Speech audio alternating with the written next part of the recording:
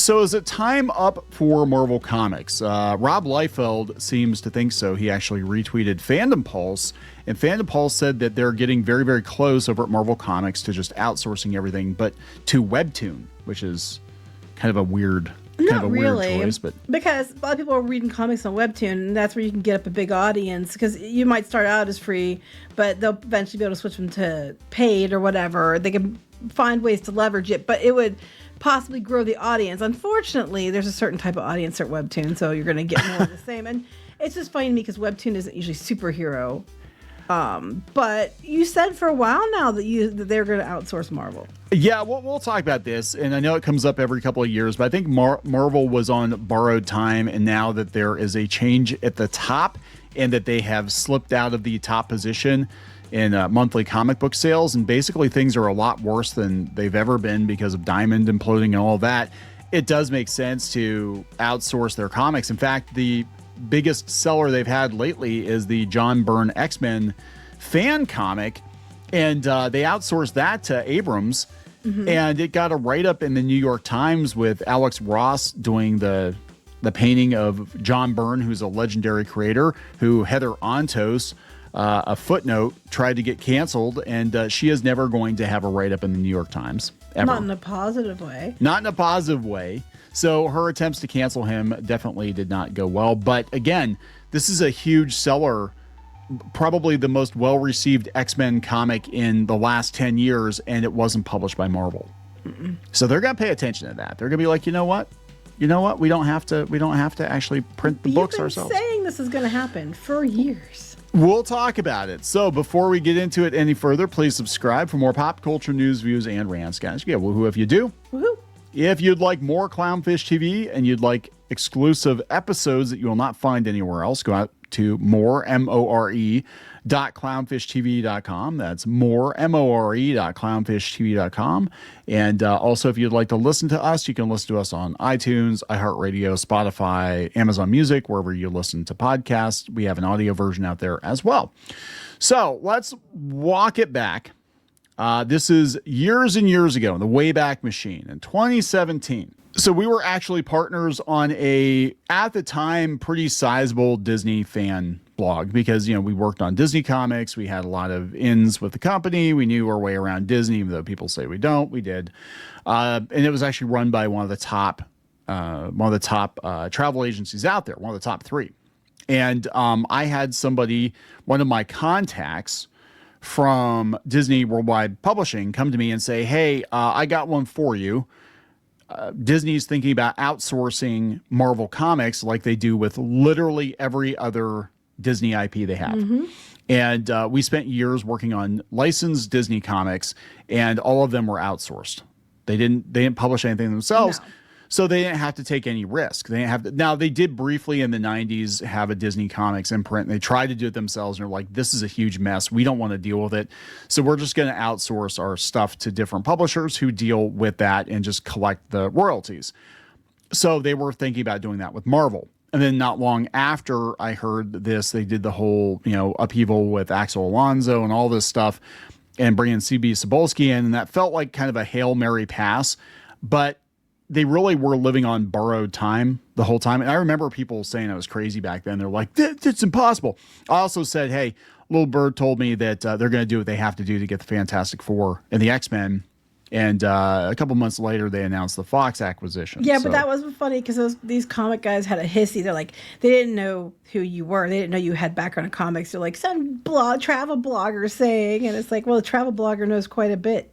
Little bitches. Yeah, anyway. Yeah. Well, it's and it's not to brag or anything like that, but like when you work with Disney as long as we did, and you work around Disney people, you start to glean what the thought process is, and basically you got to look at like what maximizes profit, and that's what they're going to do. And now that they are getting their asses handed to them by DC Comics. And also the direct market is effectively gone at this point because Diamond is gone and they've got to change at the top. They're going to look at Marvel and they just laid a bunch of people off. They laid a bunch of people off and they're not replacing them from what I understand. They're not going to put another publisher in. So they're going to look at the situation and be like, how do we maximize profit? Does it matter who makes the Marvel comics? And I think John Byrne might have actually signed the death certificate on Marvel Comics as a publisher, because they're going to be like, well, we put this deal together with Abrams, and that's the most well-received, best-selling X-Men comic we've done in ages. And we can't do X-Men right in-house. So I was going to say, the formula isn't that hard. Just give people what they want. Right. But they just can't seem to wrap their heads around that. Then you have, Heather Ontos going on about, it was an allegory for LGBTQ whatever. It's like, sit down and shut up, Heather. Yeah, actually, John Byrne put that to rest, too, because they asked him about that specifically, because she was having a hissy fit that they were publishing the X-Men comic during Pride Month. And he said some things on a message board years ago. He basically was asking questions. They were kind of boomerish, but he was asking questions, and she put him on blast and was like, how dare you publish John Byrne during Pride Month when everybody knows the X-Men are super gay? And he was like, no, actually, no, they weren't. That's not. That wasn't the original intention. That came later. That came from other writers who were inserting their own politics and agenda into the comics. But they want to insert things into every orifice. So there you go. And now X-Men is basically known as like the gay comic. Like everything about it is like super gay and super woke, and it's a shame, because it used to be an action comic and everybody could kind of see themselves in the X-Men if you ever felt excluded from any group of people, or you felt. Now people that are excluded can see themselves. Okay. All right. So now, anyway, Rob Liefeld, who was the co-creator of Deadpool, he created Cable, X-Force, very outspoken individual in the comic book industry. I like his, I think I'd get along fine with him. He is very blunt, and some people don't like him because he's blunt. You wouldn't talk to him at the convention, though. Well, I didn't know how blunt he would be. He was right behind us. We could have talked. He was. I actually sat behind him at Pittsburgh convention.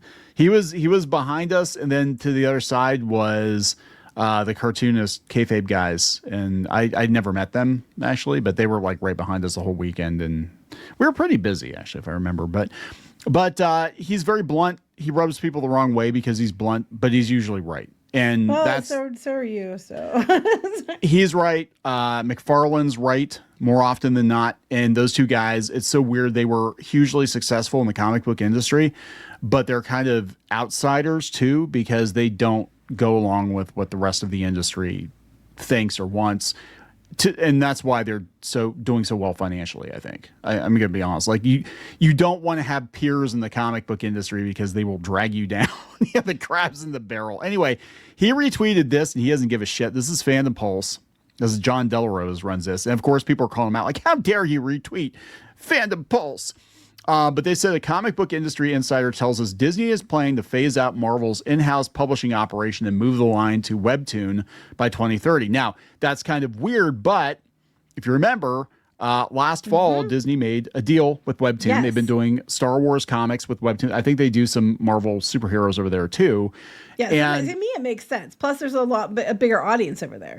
So DC had a lot of success. This is DC, not Marvel, but DC had a lot of success with the Batman family Webtoon comics, because they would run them on Webtoon first, and then they would bundle it up and sell them as basically manga. And right now, yeah.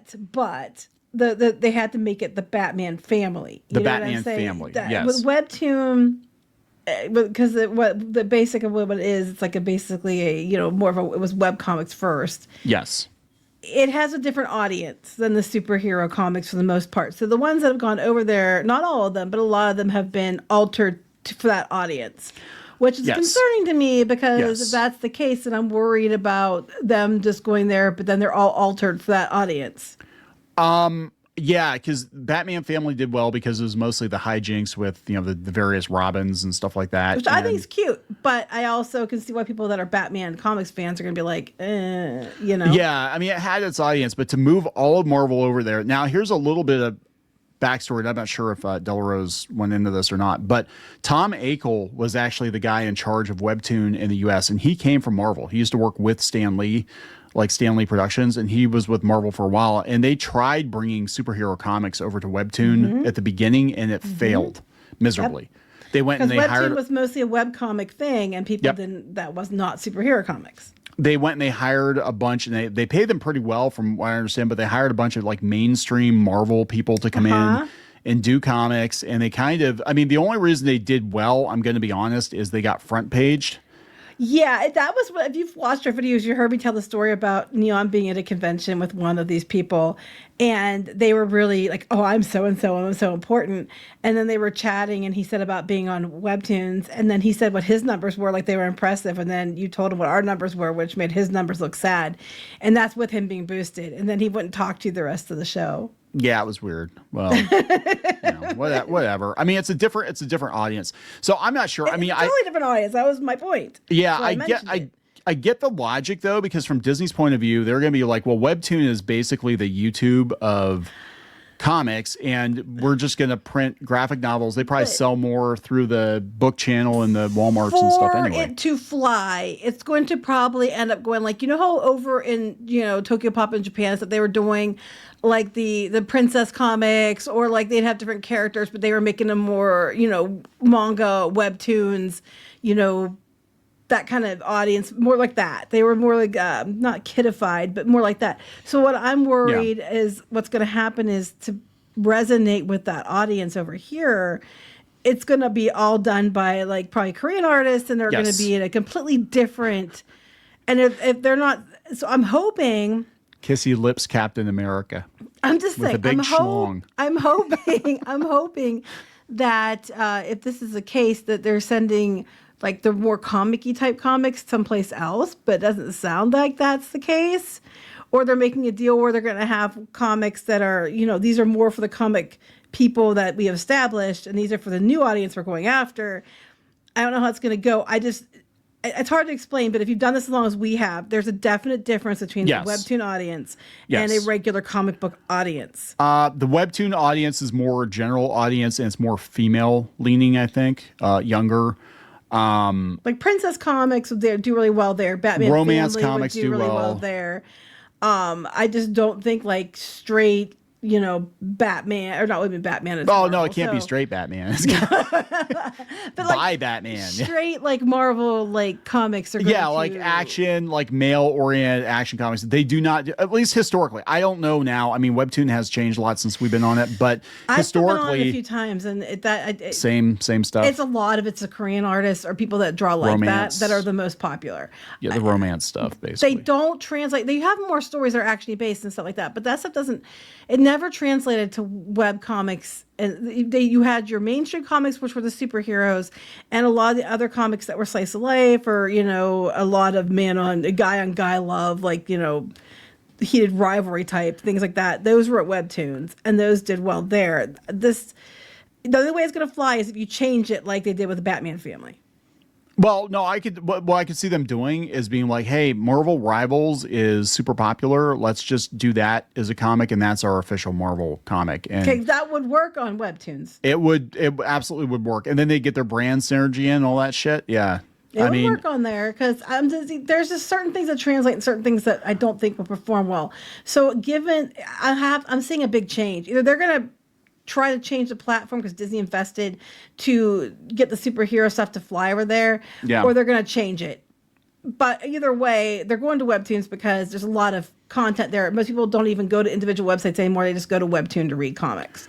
So it is what it is, but that's a completely different audience than the comic shop audience. Yes, but I don't know if they care about I'm going to be honest. I don't know if they care about the comic shop audience anymore, because even with DC, I'm hearing that their manga-sized, pocket-sized reprints are selling like gangbusters. And what they can do with that is they can literally just print the same comics, the Watchmen, the Dark Knight Returns, all that stuff, collect it, print it forever and ever and ever. And people will go buy I just picked up New Frontier the other day, and you get the whole damn series in pocket format for $10. I'm looking on here. I'm on the Webtoon page right now, and like the trending and popular series, it's all on that way to meet my mom, Cinderella Boy. Cinderella Boy, Daisy, How to Become the Duke's Fiance. Those are like the trending popular bunch of. There's a guy on guy one, the Mafia Nanny, Daytime in the Bunker. Tears on a Withered Flower. I'm looking, they have a superhero category, and it's all, Miles Morales, Spider-Man. Okay. I didn't know they already had Miles Morales. They already have them on there. Yeah, because they already have stuff on here because Ultimate X-Men, but it's just the comics put onto here. because that's what they're trying to do. They're trying to put them on here to get to, so somebody's watching them, but they don't have like here, Ultimate X-Men 43,000 views, Daredevil 77,000 views. That's not good. That's not great. When I'm going to go out to here, let me go out Squirrel to Girl. let me go out to the number one most popular fantasy comic, and they have 197.9 million views. Yeah. So okay. Views. Yeah, subscribers. Okay, so 1.7 million subscribers. This is, look, not to be a dick, but this is the audience.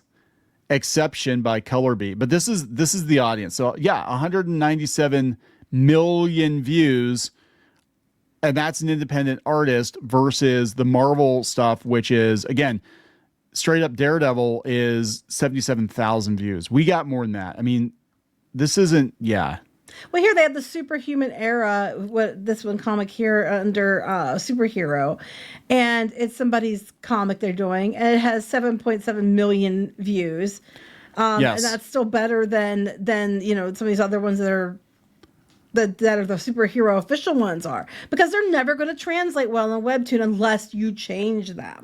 They would have to format them. This explains a lot though, because Ultimate X-Men I thought was really weird. I haven't read it, but I thought it was a very weird choice for them to pick this manga artist to do the Ultimate X-Men, because Ultimate Spider-Man was like a more traditional comic. I'm like, this doesn't look like it's even in the same universe. But I'm like, oh, if they're thinking Webtoon first, yeah, that makes a lot of sense. That's what I'm thinking they're doing. But beyond that, look here, they're doing this only 43,000 views. That's terrible. They're talking most of these comics on Webtoon that are the popular ones, millions. We had when we were on there like millions. Yeah. I can't even get into it without logging in. Well, screw that. So anyway, it's just like, but yeah, those numbers aren't good. And that's one of the biggest downsides, I think, to Webtoon is you can see what the numbers are. So you can see how things are performing. And if they think that's better than releasing them in comic shops, nobody knows what the numbers actually are now. That's the problem too. Like, basically Marvel and DC have had carte blanche to fake the numbers because we don't have the official numbers from Diamond anymore. So I think they're trying to bullshit. You're not going to fake it over here. Here, there's one on the way to meet my mom. It's a trending one. It's only been around for like a year, a little more than a year. 16.7 million views, almost 500,000 subscribers, and it hasn't even been around for like a little more than a year. Well, that's more normal. Yeah, here's the Batman Family, 191 million. Okay, yeah, that one did well because this fits the audience. That's what my point I'm trying to make is that if it goes to Webtoons, you are going to have to change it to fit the audience at Webtoon. So I'm not understanding what Disney's end game here is, other than the fact that think, a lot of people can read it for free. Yeah. So we're going to get a lot of views and we can, make money off of that in some way. Yeah, that's what I think it is. I think at this point, they're just, if this is true, and again, it's a big if, but I'm hearing the same thing, but they were looking at the time, IDW, which happened like a year later after I broke that, hey, they're looking at outsourcing comics. Well, IDW went down the shithole. Yeah, they went down the shithole, but they hi, Heather. People blame her for that. But yeah, so IDW dropped the ball, and this was years ago, but they had like 4 or 5 test titles. They were like the middle grade comics. It was a basic Spider-Man, like an Avengers. I forget what all they had. And they were competent, but they weren't great and they didn't sell super, super well. And then they really screwed up Star Wars, and then that was it. And then Dark Horse is like, who the hell knows what's going on over there? Well, back to the thing you were showing a minute ago with the Batman Family. That's something else people understand too. The formatting is completely different as for your comic book. Like just saying comic book pages aren't going to work. Like this panel by panel. Scroll. That's what they do. This is what it is. This is what flies over there. Designed for mobile. It's a completely different beast than comics and superhero comics that that are traditional. So I don't know how they're going to do that unless they have it like they have the other ones on there and just hope for the spray and pray. But yeah, so yeah, the comics were designed, Webtoons were designed to be read on phones, mobile devices, because in Korea people would read the comics on like the bus or the train.